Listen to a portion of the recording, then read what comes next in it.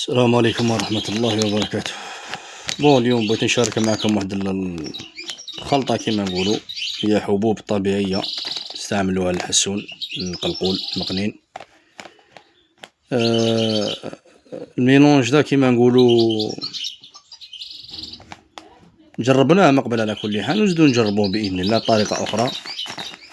على كل حال أنا ما ننصحش خاوتي يجربوا الحاجة، أنا راح ندير تجربة، نتوما عطيني رايكم ومن بعد نوافيكم بالنتيجه. اسك مليح هذا الميلونج، اش كيفاش كسرالو، خسر ما خسرش، مش عارف انا الى اخره.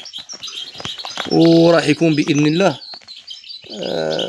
بذور كلها جزائريه، بذور كلها جزائريه، خاصه من الولايه تاعنا ولايه شلف كما تعرفوا. على كل حال في الاول راح نستعمل زرية الشوك، غنية التعريف تعرفوها كامل. على كل حال غادي نقصوا الشون،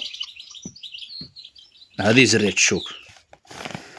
وعندنا الشاردوماري، الشاردوماري دوك نقول كيفاش نديرلو. ها شو يا خاوتنا، مانيش مدقشو بالروبون، مدقش يدويا بالمهرز باش ما يخسرش وما يكونش هذيك ديك الفراشه هذيك. وما مخاوتي هذا الميلونج ما ننصحكمش باش تخليه كيما نقولوا لمده فوق 15 يوم. يعني هذه اللي تشوف فيها انا كي نطقشها، الميلونج هذا راح يكمل في مده 15 يوم. يعني اذا طول راح يصرى مشكل.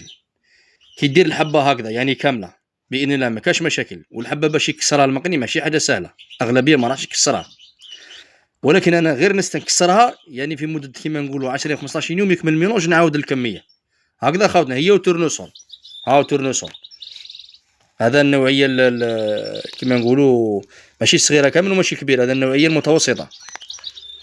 المهم هذه ياكلها على كل يقدر يدقشها. وعندنا كذلك القاطونه اللي هي لسان الحمل، هذه زريعة مليحة خاوتي للاستعمال البشري، ولكن كما نقولوا المقادير لازم تحترم المقادير، صعيبة شوية خاوتنا. هذه كما نقول طلق الكرش، هذه لسان الحمل خاوتنا. قلنا زريعة الشوك، قلنا الشاردوماري والقاطونة، عندنا تورنوسول، وعندنا لا شيكوري بالبرسي، شيكوريا والبرسي. شيكوريا هذه الصفراء، هذه البرسي، هذه وهذه دقيقة، وهذه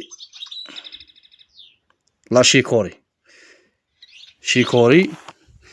وعندنا كذلك هذا قشور تاع السيبيا والبيض ولي زورسا خاوتنا. هذه الخلطة جربتها من راسي خاوتي، مانيش لي زورسا والسيبيا والبيض طحنتهم مليح.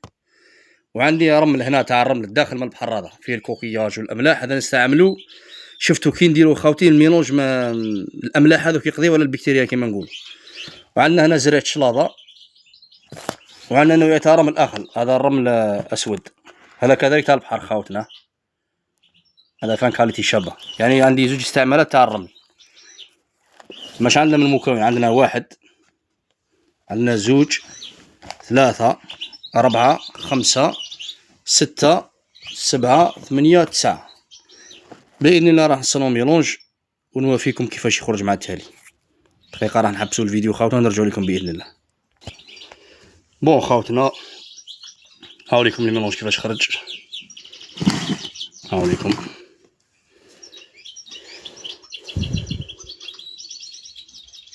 في شاردوماري، تورنوسول، شيكوري، البرسي، زرية الشوك، زوج انواع من الرمل،